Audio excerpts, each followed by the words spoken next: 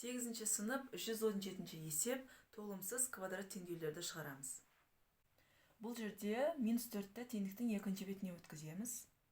9х квадрат минус таңбасы плюс болып өтеді.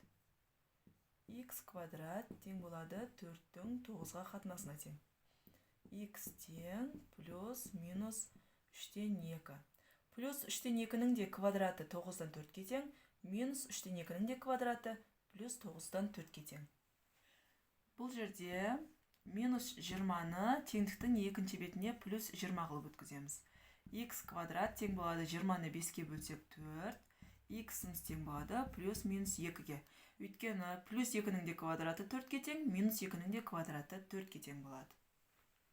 Үшінші мысал. Y квадрат тең болады 49-дан 16-ны теңдіктің екінші бетіне өткіземіз. Оң болып өтеді. Бұл жерден Y-іміз тең болады 16 4-тің квадраты, 49 7-нің квадраты. Плюс минус. 7-ден 4-тің де квадраты 49-дан 16, минус 7-ден 4-тің де квадраты плюс 49-дан 16 болады. Бұл жерде Y квадратымыз тең болады 0,164-ге. Y тең плюс минус 0,8-ге тең болады. Бесінші мысал. Бұл жердегі z квадратымыз тең болады минус 7-міз теңдіктің екінші бетіне плюс 7 болып өтеді. Негізі квадратқа кері амал ол түбір болып саналады. Сондықтан z квадратымыз 7-ге түбір болып ауысады. Демек, z-тің мәні түбірасты 7-ге тең. Алтыншы мысал. Бұл жерде z квадратымыз тең болады 11-ге. 11 ешқандай санның квадраты емес, тек 2 квадратты кері амалмен түбірастындағы 11 деп аламыз. Жауабы түбірасты 11 болады. Жетінші мысал. Бұл жерден екеуінен де 2х-ті жақша сыртына шығаруға болады. Мына жерден 2х-ті шығаратын болсақ, 2х қалады. Минус, мына жерден 2х-ті жақша сыртына шығаратын болсақ, 1 қалады. Тең 0.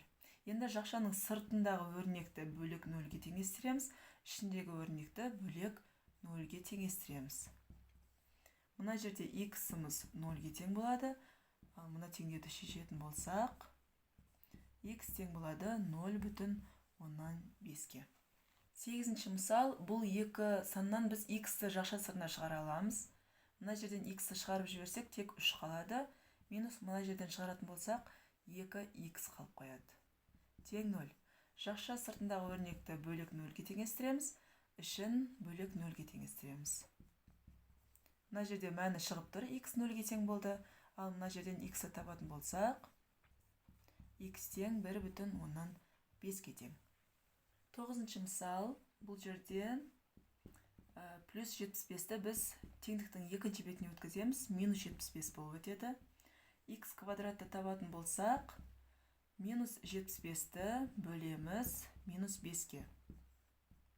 Сонда х квадратымыз тең болады, минус пен минус плюс болады, 15 шығады екен. Х-ымыз квадратымыз екінші бетке түбір болып өтеді. Кері амал түбір, сондықтан минус түбірасындағы 15 шығады. 10-шы мысал. Бұл жерден біз жақша сыртына х-ті шығарамыз екеуінен де. Сонда жақшаның ішінде 0,2 қалады, ал мына жерде 5х қалады. Жақшаның сыртындағы өрнекті бөлек 0-ге теңестіреміз, ішіндегі өрнекті бөлек 0-ге теңестіреміз. Мына жерде мән шығып қойды, х дегеніміз 0-ге тең екен. Ал мына жерден х-ті табатын болсақ, 0,2 дегеніміз сол 5-тен 1 деген сөз. Х тең 5-тен 1-ді бөлеміз 5-ге. Сонда бізде 25-тен 1 деген жауап шығады. Мінекей, құрметті оқырмандар, бүгінгі 117-ші есептен түсінбеген сұрақтарыңыз болса, комментарийге жазып қалдырыңыздар. Ал біз келесі видеоларда 118-ші есепті шығаратын боламыз. Көріңіздер.